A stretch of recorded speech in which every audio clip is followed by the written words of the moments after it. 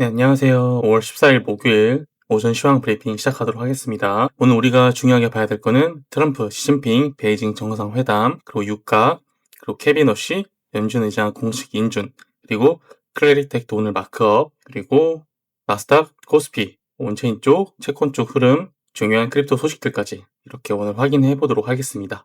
오늘도 외신들, 그리고 여러 트위터 계정들과 제가 갖고 있는 온체인 데이터들을 기준으로 우리 투자자들이 꼭 알아야 될 자료를 준비했으니까 잘 봐주시길 바랄게요.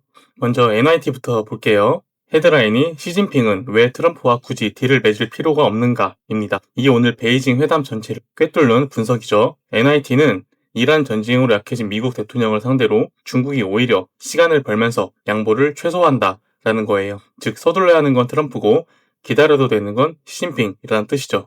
여기다 중국 기업들이 이란의 무기를 비밀 판매하고 있다는 의혹까지 터졌기 때문에 상원도 이란 전쟁 종결안을 또 부결시키면서 협상 환경이 훨씬 복잡해졌습니다. 이게 주식이나 코인에 왜 중요하냐면 회담 결과가 관세 완화 수치로 구체화될 때 나스닥이 움직이거든요. 수치가 안 나오면 시장이 실망하면서 빠질 수 있습니다. 월드스트리트저널은 오늘 AI 하드웨어 황금기를 다뤘습니다. 헤지펀드들이 엔비디아, 마이크론 같은 AI 칩 관련주로 올해 최고의 수익을 내고 있다는 건데 코어네 포인트 72 같은 곳이 대표적이죠. 나스닥이 29,524까지 회복한 게 단순 반등이 아니라 실적 기반 수요가 있다라는 신호로 보도했습니다. 여기다 모건 스탠리가 S&P 500 목표치를 상향했습니다. 시장 컨센서스가 빠르게 낙관론으로 이동하고 있다고 보고 있습니다. 블룸버그 헤드라인 부제목이 오늘 회담 구조를 한 줄로 정리하고 있습니다. 트럼프에겐 CEO들이지만 시진핑에겐 레버리지가 있다. 이게 무슨 얘기냐면 트럼프는 젠슨 왕을 포함한 CEO 15명을 데려가서 비즈니스 딜을 만들려고 하는데 시진핑은 히토류, 호르무즈 해협, 위안화 같은 구조적 레버리지를 쥐고 있다는 거죠. 이란 전쟁 리스크가 오히려 트럼프의 협상 카드를 약화시키는 아이러니한 상황이죠.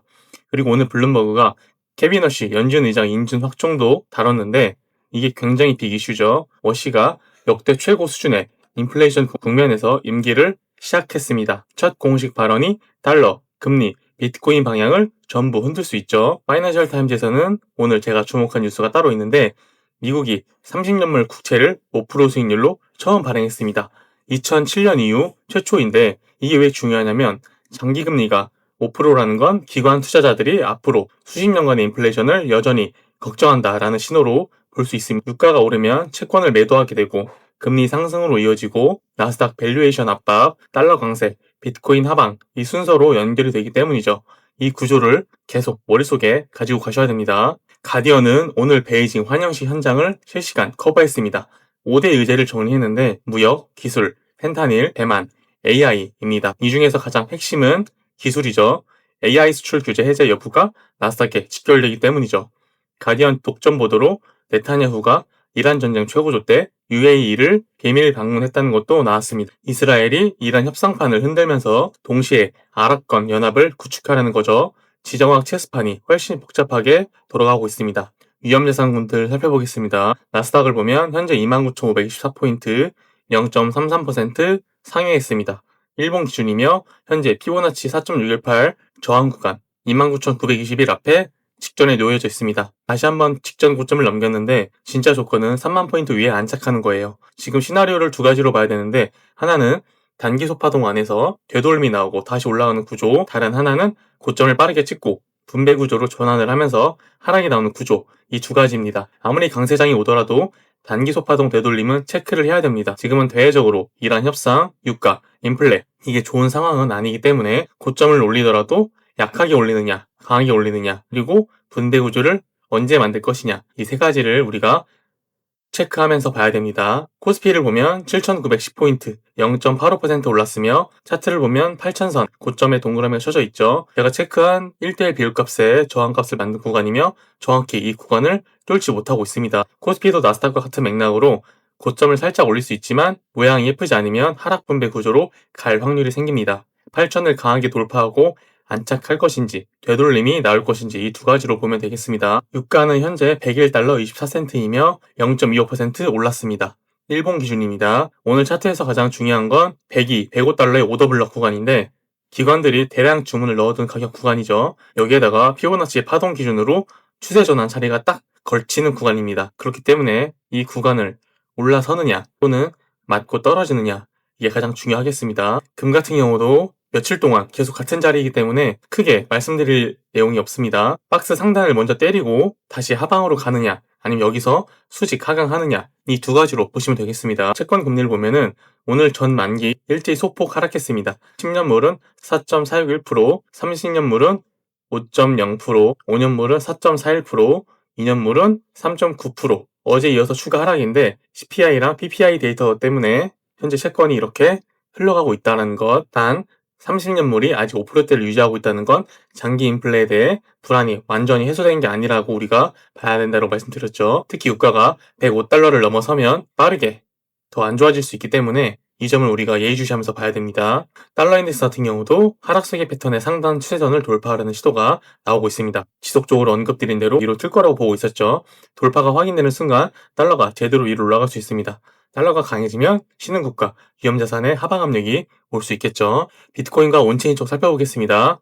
OI는 현재 104,224 계약이며 아직 청산되지 않은 선물 계약의 수를 말하는 거죠. 아직 회복을 못하고 있습니다. 이게 중요한 이유는 시장 참여자들이 아직 적극적으로 포지션을 잡고 있지 않다라고 우리가 볼 수 있겠죠. 매수하기 좋은 타이밍이 아니다 라고 볼 수 있습니다. 청산맵과 펀딩비를 보면은 청산지도 기준 77,000대에서 롱 물량들이 집중되어 있고 77K는 제가 중요한 기술적 분석으로도 지지라고 말씀드렸죠. 위쪽으로는 82,000달러, 위쪽으로는 8만 달러까지 우리가 중요하게 봐야 됩니다. 이 구간에서 단기 지지, 단기 저항이 아니라 가속이 나올 수 있다라고 우리가 봐야 된다라고 말씀드렸죠. 펀딩비 같은 경우는 바이낸스, 바이비트, OKX 세 거래소 모두 양수입니다. 선물이 현물보다 비싸다라는 뜻이며 단기적으로 롱이 올려져 있다라고 볼 수 있겠죠. 어제 하락 구간에서 빨간 고래 외에 보라색, 갈색 고래들도 매도 이후 다시 단기 매수로 접근을 하고 있습니다. 빨간 고래가 적극적으로 매수하고 있다는 건 긍정적으로 볼 수 있겠지만 주의할 점은 보라색, 갈색 고래가 중기적 확신을 가지고 들어온 게 아니라 단기 흐름으로 접근을 하는 것처럼 저는 보고 있습니다. 그렇기 때문에 스프링처럼 눌렸다 튀는 구조인지 진짜 방향 전환인지 아직 보기에는 이르다라고 보고 있습니다. ETF 흐름을 보면은 어제 이어서 계속적으로 유출이 나오고 있습니다. 비트코인은 1억 7,710만 달러로 가장 많이 나갔고 이더리움도 1,400만 달러 유출이 되었습니다. 아직 IBIT가 집계가 안 됐는데 이따가 오후쯤에 제가 텔레그램에 추가적으로 공유 드리도록 하겠습니다. 기관 수요가 이틀 동안 많이 빠지고 있다라는 흐름을 참고하시고 현재 비트코인 가격대가 매력적인 위치인지도 같이 한번 보면서 우리가 매수를 들어가야 되는 타이밍인지 아닌지 기준을 잡는 게 좋겠습니다. 크립토 뉴스를 보면은 트럼프 대통령이 베이징에서 시진핑 주석의 환영을 받는 자리에서 미국 국가가 울려 퍼졌습니다. 5월 13일 오후 10시 27분 공개된 자료인데 두 정상이 직접 만났다는 것 자체가 거대한 심리적 전환점으로 볼 수 있죠. 관세 완화 수치가 구체적으로 나오면 나스닥, 반도체, 비트코인, 동반 상방이 기대가 됩니다. 백악관 크립토 어드바이저가 전 세계가 미국이 디지털 자산 규제를 이끌기를 기다리고 있다고 발언을 했습니다. 크레딧 액트 표결 바로 전날 나온 행정부 공식 입장인데 법안 뒤로 행정부가 밀어준다는 신호이죠. 통과 가능성이 올라갔다라고 볼 수 있습니다. 에너지부 장관 크리스 라이트가 이란 핵무장을 경고했습니다. 이란이 60% 농축 우라늄으로 핵 무장급까지 수준에 도달 가능하다라고 했는데 60%가 낮아 보이지만 90%까지 가는 길에 이미 90% 이상을 이미 온 거라는 게 핵심이죠. 이란 협상이 결렬이 되면 유가 급등 리스크 오프 트리거가 될 수 있습니다. 피델리티가 클래리티 액트를 공식 지지했습니다. 디지털 자산 분야 균형 잡힌 규제라고 표현을 했는데 피델리티 같은 대형 기관이 지지한다는 건 법안 통과 후 기관 자금이 비트코인 ETF로 다시 유입될 채널이 열린다라는 뜻이겠죠. 주피터와 비트와이즈가 솔라나 위에서 기관급 랜딩 시장을 출시했습니다. 랜딩이 뭔지 간단히 설명드리면 내 코인을 빌려주고 이자를 받는 거예요. 디파이, 탈중화 금융, 즉 은행 같은 중개자 없이 코드로 자동 운영되는 금융 시스템이죠. 여기서 기관 자금이 솔라나 생태계로 진입하기 시작한다라는 신호로 볼 수 있습니다. 코인베이스 CEO 브라이언 암스트롱이 타협이 이루어졌다. 이번 주 마크업을 지지할 준비가 됐다라고 말했습니다. 최대 거래소 CEO가 OK 사인을 줬다는 건 법안이 실제 통과 가능한 형태로 수정이 됐다는 뜻이죠. 상원은행이 마크업이 오늘입니다. 클레이텍 수정안이 상원에 100개 이상 제출이 되었고 엘리자베스 워런 의원이 40개 이상 제출했습니다. 척 슈머 민주당 대표도 좋은 크립토 법안을 원하지만 아직 거기까지 못 왔다라고 했는데 수정안이 많다는 건 논의가 살아있다는 거고 완전 부결은 아니라는 거죠. 케빈 허시가 미국 상원에서 4년 임기 연준 의장으로 공식 인준되었습니다. 파월 시대가 끝나고 워시의 시대가 시작이 되었죠. 역대 최고 인플레이션 국면에서 취임하는 겁니다. 첫 공식 발언이 금리 방향을 가를 거라고 보고 있으며 매파적이면 달러 강세, 비둘기적이면 위험자산 상방으로 볼 수 있겠습니다. 코인베이스가 1분기에만 이더리움 450만 개를 스테이킹했습니다. 스테이킹이 뭔지 간단히 설명드리면 이더리움을 예치를 해서 네트워크를 지지하고 이자를 받는 거죠. 이게 이더리움 전체 스테이킹 물량의 12.17%라는 게 핵심 내용입니다. 코인베이스가 이더리움을 장기 보유 전략으로 가져간다고 볼 수 있겠죠. 마이클 버리가 또 주식 붕괴 수분내라는 경고를 했습니다. 재밌는 건 버리가 2023년 1월에도 경고를 했고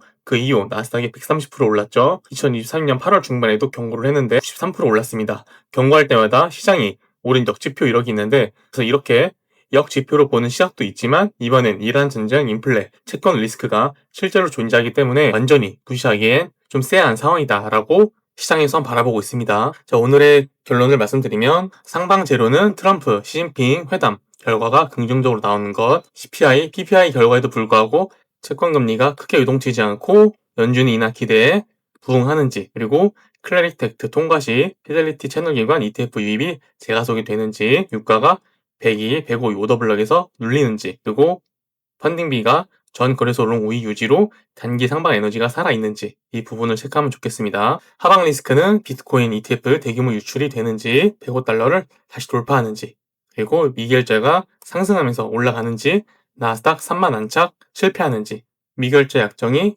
비트코인의 상승에 같이 오르지 못하고 떨어지는지, 나스닥 3만 안착 실패하는지, 이란 핵무장 수준의 경고가 될지 이 부분을 우리가 보면 좋겠습니다. 체크 포인트는 이렇게 5가지를 보면 되겠습니다. 가장 중요한 건 트럼프, 시진핑 공동 서명에서 관세 완화 수치가 구체적으로 나오는지예요. 숫자가 나오면 시장이 움직이고 없으면 실망 매물이 나올 수 있겠습니다. 유가가 102, 105달러, 오더블럭 장중 돌파 여부를 실시간으로 체크하는 것이 중요하며 제가 보고 있으니까 텔레그램에서 실시간으로 공유 드릴게요. 추후 케빈 어시 연준 의장 첫 공식 발언도 함께 봐야 되며 비트코인 ETF, 블랙록 수치도 함께 봐야 됩니다. 그리고 클래리텍트 상원 은행이 마크업 결과도 봐야 되겠죠. 제가 준비한 자료는 여기까지이며 오늘 하루도 잘 보내시길 바라겠습니다. 구독하기, 좋아요 부탁드릴게요. 감사합니다.